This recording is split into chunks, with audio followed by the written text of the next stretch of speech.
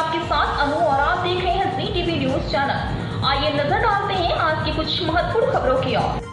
2013 में ट्रस्ट के नाम पर जमीन खरीदने के लिए 13 करोड़ रुपए का भुगतान किया गया था। हालांकि आज तक ट्रस्ट के नाम कोई जमीन नहीं है। ये बात ट्रस्ट के अन्य पदाधिकारियों के जानकारी में आने के बाद अहमदाबाद क्राइम ब्रांच में शिकायत दर्ज कराई गई। पिछले कुछ दिनों से हमें समाचार माध्यमों के माध्यम से गुजरात पुलिस द्वारा गुजरात में विदेशी ड्रग्स की तस्करी की खबरें मिल रही हैं। इतनी सारी नशीली ड्रग्स पकड़े जाने के बावजूद भी राज्य के आम लोग और युवा नशे की आदी होते जा रहे हैं। गुजरात में विभिन्न सामाजिक संगठन ऐसे नशेड़ियों को नशे की लत से मुक्त कराने के लिए जागरूकता पैदा करने और उनका इलाज करने के लिए काम कर रहे हैं। उन्हीं संगठनों में से एक है नशाबंदी मंडल गुजरात, जिसकी स्थापना 1960 में हुई थी।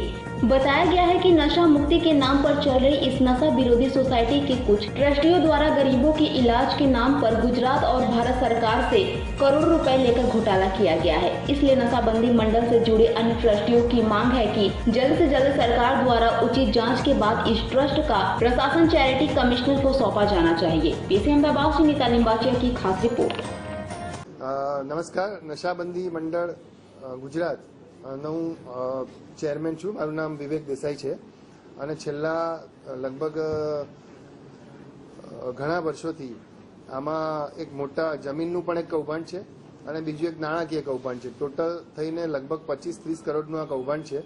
એ કૌભાંડને લઈને જે લોકોને ગેરકાયદેસર રીતે છૂટા કરાયા છે, જે નિયોજકોને, જે કાયમી કર્મચારીઓ છે એમને, અને જે લોકો હોસ્પિટલો ચલાવે છે, હોસ્પિટલોમાં જે ભ્રષ્ટાચાર ચાલે છે એને વાતને લઈને આ એક આખું આનું આયોજન કરેલું છે।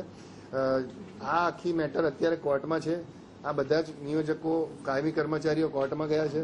હું પણ મારા જે મને પણ એ લોકોએ હોદ્દા પરથી રિમૂવ કર્યો છે એના માટે હું પણ કોર્ટમાં આજે જઈ રહ્યો છું। આજે મારી એક પહેલી મારે અરજી દાખલ કરવાની છે અને બીજા જે અમારા હોદ્દેદારો છે જેમની સહીથી આ વહીવટ થતો હતો ટ્રસ્ટમાં, એમની સહી એ લોકોએ બેંકમાંથી રિમૂવ કરી અને એમની સહી એ લોકોની સહી દાખલ કરી છે। મિસ્ટર જીતેન્દ્ર અમીન અને પીડી વાઘેલા, એટલે એ લોકોની સહી દાખલ કરી છે। એના માટેનો આ મુખ્ય આ એક ઝઘડો જે હતો અથવા તો જે કંઈ છે કૌભાંડની વિગત એ મેં આપને આપી અને એ પરથી મને એવું લાગે છે કે મીડિયાના માધ્યમ થકી જો આ વાત લોકો સુધી પહોંચે તો અત્યારે જે નશાબંધી મંડળ અને આટલું બધું જે નશાનું આપણે મુક્તિનું અભિયાન ચાલે છે દેશવ્યાપી, તો એમાં તમારા સહકારથી આ વાત લોકો સુધી, આ ભ્રષ્ટાચાર લોકો સુધી પહોંચે એટલી જ એના માટેની મારી વિનંતી છે। આમાં 2012માં જમીન નશાબંધી મંડળે પ્રકાશચંદ્ર અગ્રવાલ પાસેથી ખરીદી અને એમણે એમ કહ્યું કે હું દસ્તાવેજ કરી આપીશ। દસ્તાવેજ કર્યા પહેલા આ લોકોએ પૈસા ચૂકવી દીધા અને આજે એ વાતને 12 વર્ષ થયા, નથી પૈસા આવ્યા, નથી જમીન આવી। 13 કરોડ રૂપિયા અને 13 કરોડ રૂપિયાના ચેક પણ અમને મળ્યા છે। 2 વાર મળ્યા અને બંને વાર ચેક બાઉન્સ થયા, એટલે એની ફરિયાદ ચાલુ છે। એ પહેલી ફરિયાદમાં હાજર પણ નથી થયા, એટલે કોર્ટે એમના નામનું વોરંટ કાઢ્યું છે, એમની વાઇફની સહી છે, એટલે એમના નામનું સમન્સ કાઢ્યું છે। આટલું છે।